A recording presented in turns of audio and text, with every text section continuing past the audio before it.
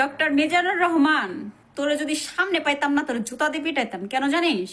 Hey guys, আসসালামু আলাইকুম। দর্শক সবাই কেমন আছেন? আশা করছি সকলে ভালো আছেন। তো আমি ভালো নাই।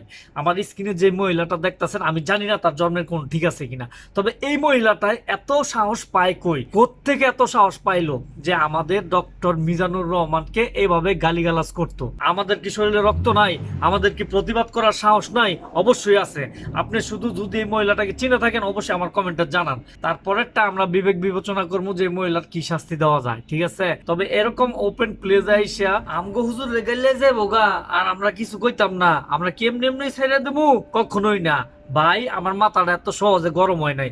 আপনি খালি শুনে যান যে এই মহিলাটা কি কি কইছে, তারপরে আমি আরো কিছু কথা কইতাছি, ঠিক আছে? আপনি খালি শুনে যান। তুই শেষ অবধি বিএনপি জামাত সন্তানের বাচ্চাদের কাছে আর জামাত শিবিদের কাছে তুই বিক্রি হয়ে গেছিস, কেন জানিস? আজকাল তোর সোশ্যাল মিডিয়ায় ভিডিও দেখতাছি, তুই মোদিকে নিয়ে শেখ হাসিনাকে নিয়ে অনেক টোলপার করতেছস।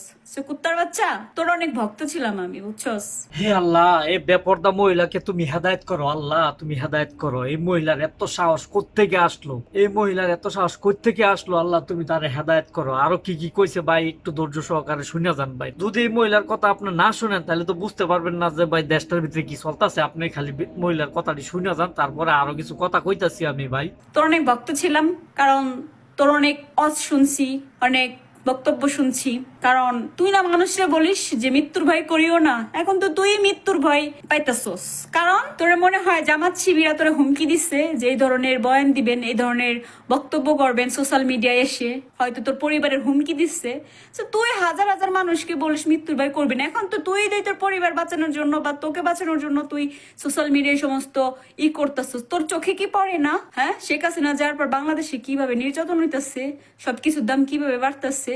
হ্যাঁ, আসলে তোর কাছ থেকে এরকম কখনো আশা করি না। আজকে তোকে কেন তুই বলতেছিস জানিস? কারণ তুই মাননীয় প্রধানমন্ত্রী কিনে অনেক টোলপার করতেছস, মোদি কিনেও বলতেছস যে আপনার প্রতিবেশী না আপনি দেখেন, আপনি কেন আর একজনের ইসিয়া এসে তেল চরকাইতেছেন কেন রে? তুই তো একটা হুজুর, তুই তো তোর তো দেশ বিদেশে অনেক নাম কামাচ্ছে, তো তুই এরকম করতেছিস কেন? সো আমার আওয়ামী লীগের নেতা কর্মীরা ভাইরা, তোমরা যদি আমার সাথে একমত থাকো প্লিজ অবশ্যই ভিডিওটা এত পরিমাণ শেয়ার করবে, এটা যেন ডক্টর মিজানুর রহমানের কাছে যাই এবং আমার আওয়ামী লীগের ভাইদের কাছে ও বোনদের কাছে যেন ভিডিওটা পৌঁছাই। কারণ তোমরাও দেখছো ও এখন বিএনপি ও জামাত শিবিদের কাছে এখন বিক্রি হয়ে গেছে, ঠিক আছে?